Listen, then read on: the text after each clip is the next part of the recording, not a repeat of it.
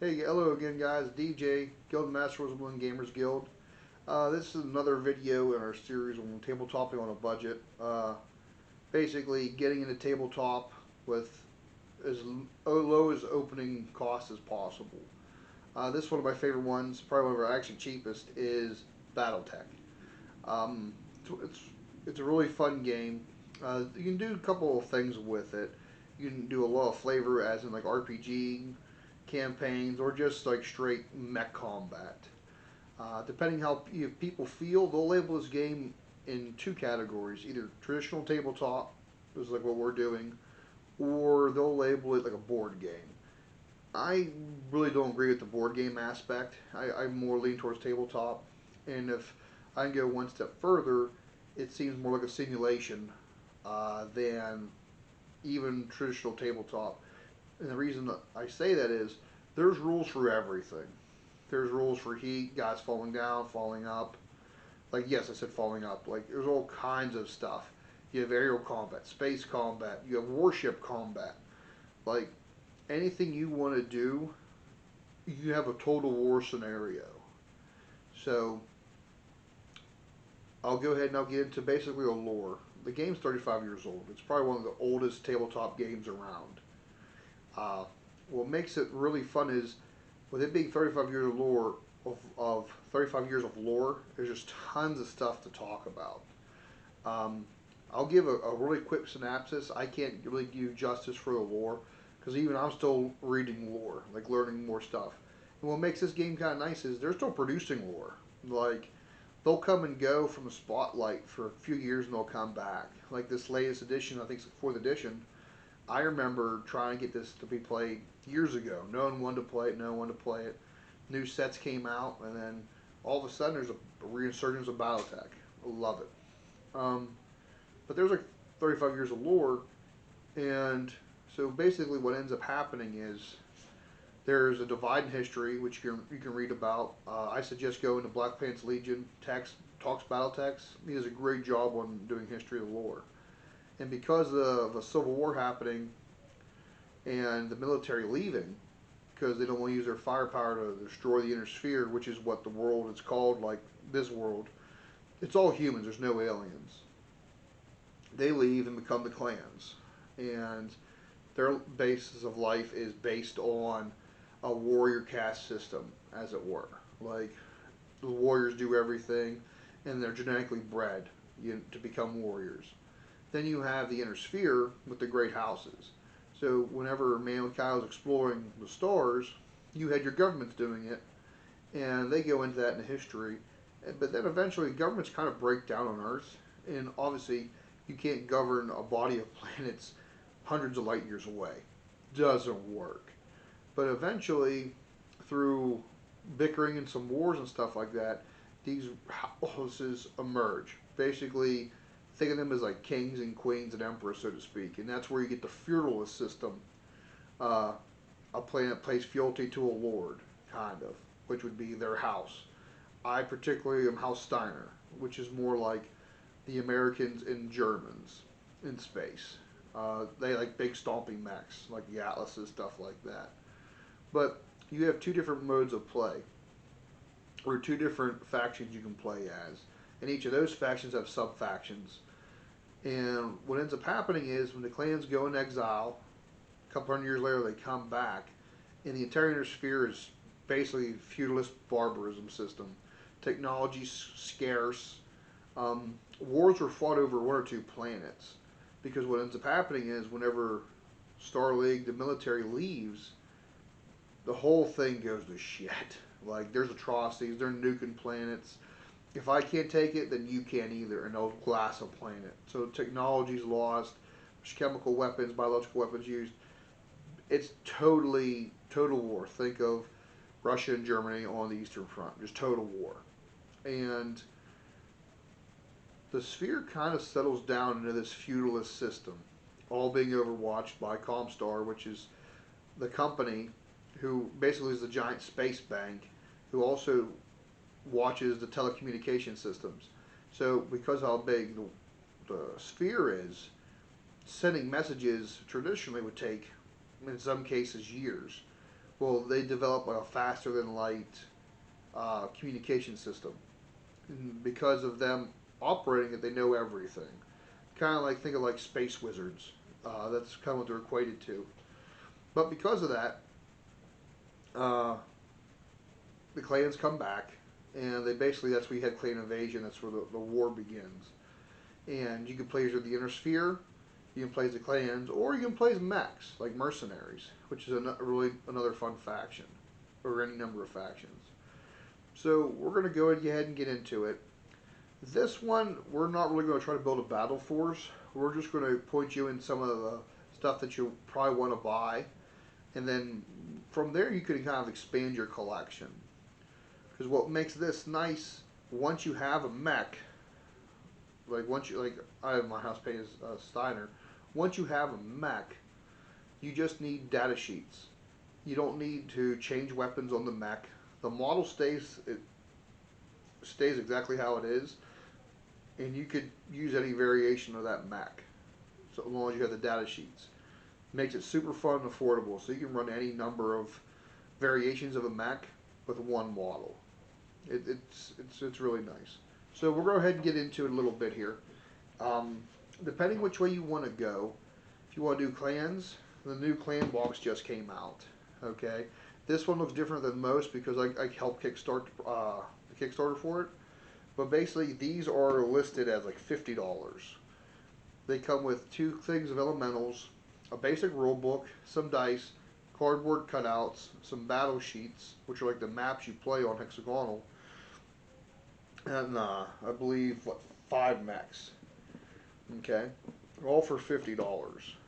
Now, the difference between that and this one obviously is the price and the number of mechs, because clan mechs have better technology. They cost more battle value wise, and I'll go into battle value a little bit later on because there's tonnage in battle value. But with this box, that if you would buy it for $50, you get a core rule book, which has a little bit of extra like force formation, building, stuff like that. You basically have a lance or a star of mechs. You'll have 5 with 2 elementals. You'll get, generic dice, because the game's played with D6s, and you don't need a lot of dice to play. And a rule book, cardboard cutouts, some paper folded over sheets, because you can play this 2 ways. You can either play it on a hexagonal grid map, and each mech has so many points of movement and ranges, or you can play on tabletop with like buildings for like flames of war, buildings, hills, trees. And the only difference is you use the same battle sheets. You just, each hex of movement or range is just 2 inches in, I guess, tabletop play, which makes it really nice. So if you have nice terrain set up for like flames of war or something like that, you can easily use the mechs. Now in reality, mechs are humongous. They're like several tons. I mean, like you have 100 tonners or 20-ton mechs running around. But if you want to do clans, that's the way to do it. There's obviously, like I said, like $50. Or if you do the regular starter, it's a Total War. You get 8 mechs. You'll get a rule book as well, dice, cards, stuff like that, and that's $60. But you do get like 3 more mechs. What's nice is if you get both of these at $90, you can either play clan or inner sphere, which is really nice. Something that you'll probably need to pick up, that I have picked up, you can get the Battletech manual. Now these go for like $40, and it gives you more fleshed out rules. It's a hardback book. The books that come in these are all softback. So basically, right now you're at $130. You have 2 things of mechs. You have this, and then if you still want to expand your mech knowledge, this is where you get the Total Warfare book. Now, this is $40, same price as this, but this covers everything. This covers vehicle combat, space combat, warship combat. If you were dropping onto a planet, aerospace, which is like fighters, vehicles, infantry. The book really is Total War, and this is the latest edition of it. It has the old school art on it. You can find a lot of stuff at Catalyst Games, and if you talk to your local hobby shop, So it's a little times it's hard to get, but they can get the stuff in. I definitely suggest everyone eventually get this book because you're going to come to a point where you want to just keep it evolving your games, and that's when we're going to go into like battle value and tonnage. So there are two ways to really play the game. There's another one which is like a quick start game, um, and they'll use like these kind of cards here. It gives you a quick synopsis of the mechs and just straight damage. Okay, it's a little bit faster, easier mode of play, but usually you battle value or tonnage. The thing of battle value is how many points like a unit is. It's 1,200 points or up, and tonnage is obviously how much the mech weighs. So you can say we're going to play a 7,000 battle value game, so that you have 7,000 points to put together a lance, which Inner Sphere is 4, clans is 5. The one thing you're going to find out is you'll have way more Inner Sphere mechs than clan mechs, but the payoff is clan stuff is way better. Technology's better, weapons are better, they're just more efficient. And the reason that is, the Inner Sphere stuff, the houses, because of them constantly warring and stuff, technology's gone downhill, they're hodgepodged. The clans never lost any of that. If anything, they innovated. So their stuff's like top of the line. So when the invasion actually happened, there's no aliens in the setting, other than like not sentient aliens, but like monsters, trees, whatever.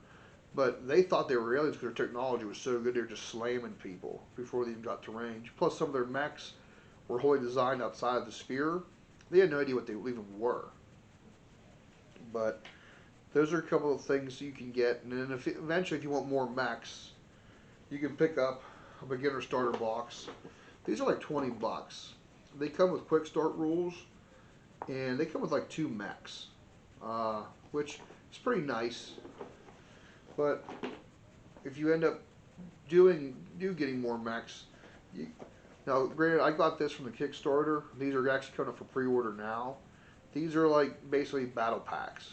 They have for Inner Sphere, they have for Clan, and some of them are like heavy, regular, or command lances. It's just different basic things of mechs. These range anywhere from $17 to $35, depending on what mechs you get in these. It's another good option. We're not counting this in our thing just yet. So right now we're looking at boom, boom, boom. We're looking at like $130, and I'm just counting one of the books. So now you have your mechs. You have them painted up. You're going to need dice. You can get a thing of dice for $10.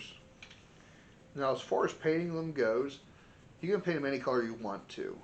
Because we're talking about great houses and clans, it's really hard camouflaging 100-foot tall, 100-ton mech just crushing through the brush. I mean, you're not going to do it. So a lot of the mechs are painted brightly colored, kind of like think of Knights of Old, and that's where the feudalist system comes in. So you can get any number of paints. Something that you can get. They have different kinds of these, but these are from the Dungeons and Dragons set. These are the army painters. They're like $25.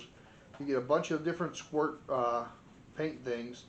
You get a miniature with them, and a lot of them come with a brush.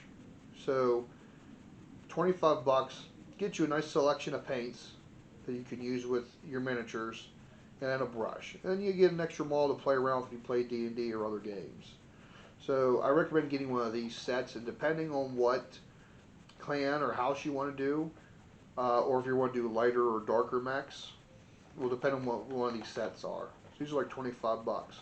So you're looking right now at like $150 for just getting basically into Battletech. What makes the game so nice is once you have your mechs and once you have your little play group going, and this happens eventually, you can get data sheets which has different mechs. I'm not going to get into the rules, so that's not what this is really about. But basically, for every mech that you have different variations like I mentioned earlier.